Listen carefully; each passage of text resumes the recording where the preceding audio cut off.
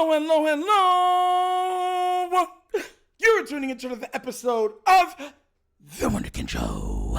Today's first topic, another almost, another miss.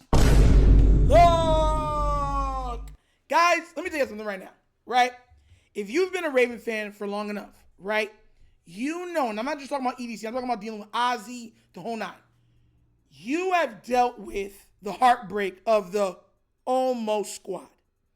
Now, if you're a real Raven fan, you know exactly what squad that is. The squad that was almost a Raven. Maybe a draft pick too high. Maybe the price was too steep. Maybe their agent didn't wear the right colored tie. Maybe they didn't like the place where they gotta eat. It doesn't matter. Something or another, or it's always a reason why that turned a great player into an almost Raven. And now is nothing different. So this came out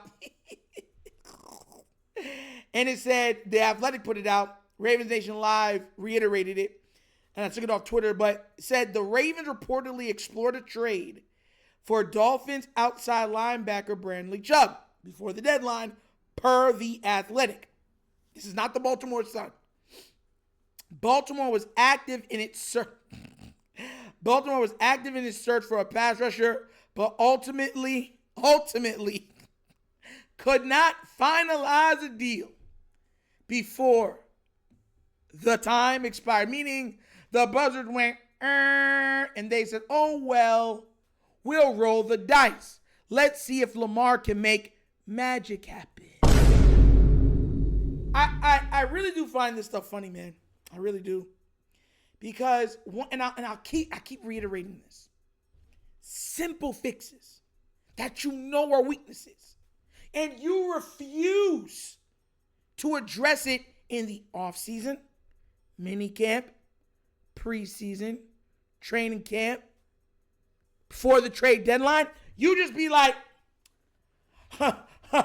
we like our guys. At what point do you say enough's enough? That's another reason why it's been so egregious.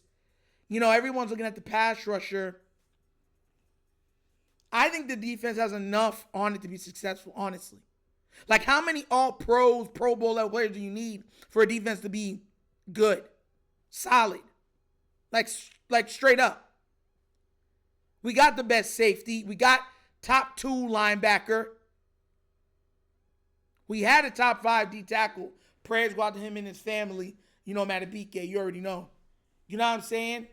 Right now, we have the highest graded corner in Wiggins. Like, how many more all-pros you need? Marlon Humphrey was a former all-pro Pro Bowler. How many more do you need on the defensive side of the ball?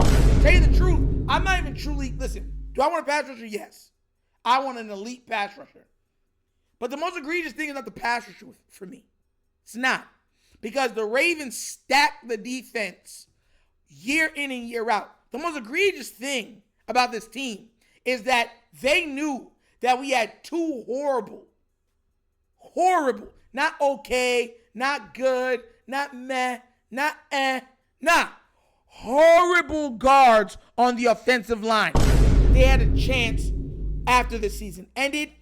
They had a chance during the entire offseason. They had a chance during mini camp, training camp, draft time, after draft, beginning of the year, to the trade deadline to address those problems.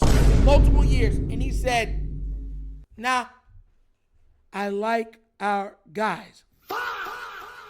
Which seems to be the absolute calling card, or, you know what I'm saying, the war cry for the Baltimore Ravens.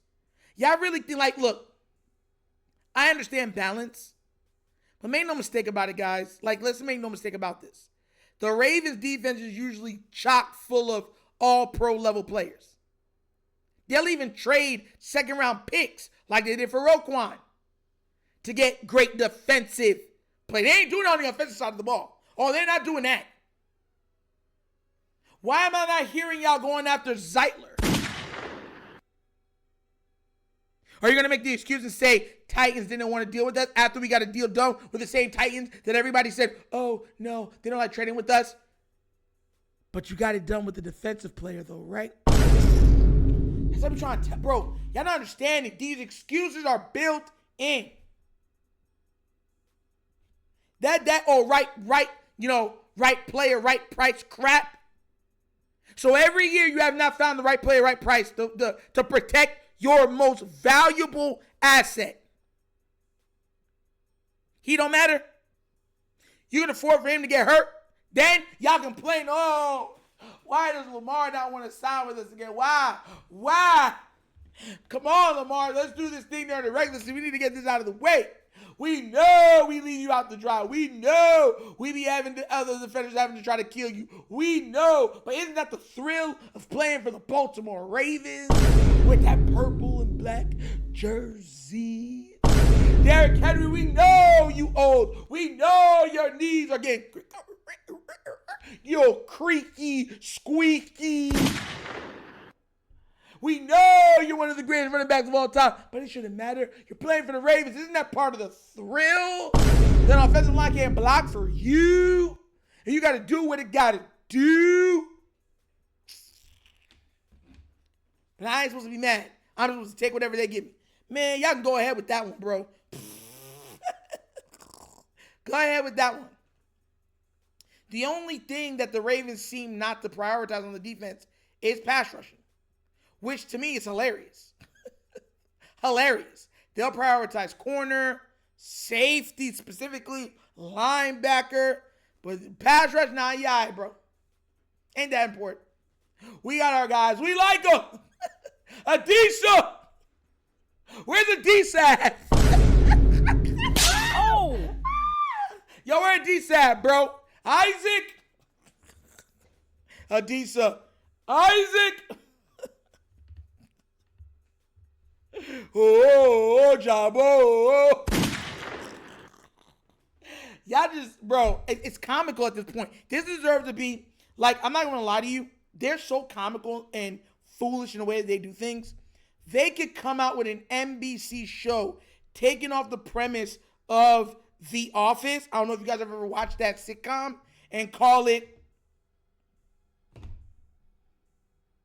I don't know, what's a team called? The Establishment. Not The Office, The Establishment. Watch how y'all be laughing. I'm dead serious with you. Y'all guys will be on the floor laughing all day, all night long. For the foolishness you'd figure out there's a lot of Michael Scotts in the Baltimore Ravens building. A lot of Michael Scotts. Nasty work. But what do you guys think? Were you mad that we missed out on another player? And are you mad that that player was a great player in the position that we need? Or are you more mad that they missed out once again on not being able to revamp or restructure, retool the offensive line? Let me know what you think down in the comment section, please, all right? But as always, that's the episode of The Wunderkind Show.